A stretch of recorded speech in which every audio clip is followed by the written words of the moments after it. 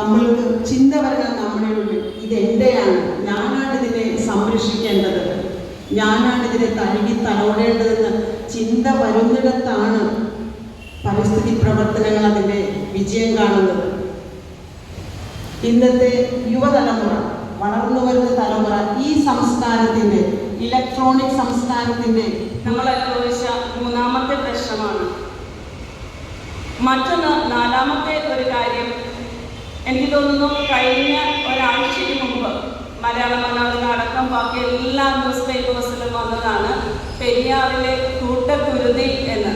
അതായത് മരണം എന്നുള്ളത്.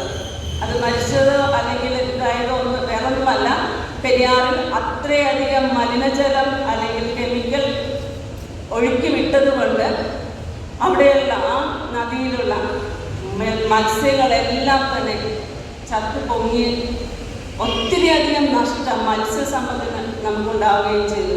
കേരളത്തിൻ്റെ ഏറ്റവും മനോഹരമായ ഏറ്റവും നല്ലൊരു നദിയാണ് പെരിയാർ. ഈ പെരിയാറിനുണ്ടായിരുന്ന ജൈവ വൈവിധ്യം മുഴുവനും മത്സ്യസമ്പത്ത് മുഴുവനും നമുക്ക് നഷ്ടപ്പെടുന്ന ഒരവസരത്തിലേക്ക് നമ്മൾ വന്നു.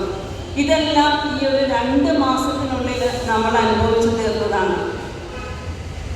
അങ്ങനെ ഇരിക്കുന്ന ഈ ദിവസങ്ങളിൽ അതിന് തൊട്ടടുത്ത്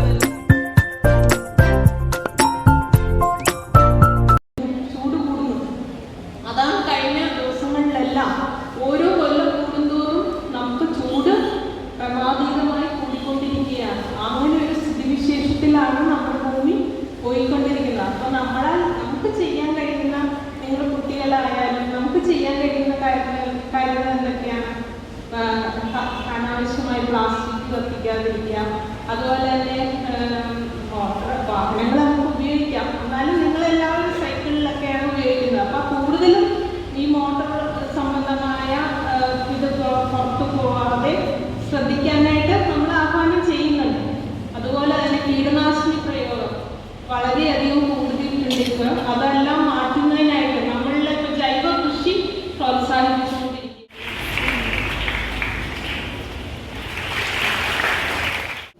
അപ്പോൾ ആ അമ്മയെ നമ്മൾ സംരക്ഷിക്കുന്ന കൃഷിയും നമ്മൾ കിട്ടുന്ന മഴ, ഈ മഴവെള്ളം നമ്മുടെ ഭൂമിയിലേക്ക് ഇറങ്ങിച്ചെന്നാൽ മാത്രമേ ടീച്ചർ നേരത്തെ പറഞ്ഞ പോലെ നമ്മൾ കൊടുത്ത മഴ തിരിച്ചു കിട്ടുള്ളൂ എന്ന് പറഞ്ഞ പോലെ ഭൂമിയിലേക്ക് ഇറങ്ങിക്കുന്ന വെള്ളം നമ്മൾക്ക് വെള്ളമില്ലാത്ത സമയത്ത്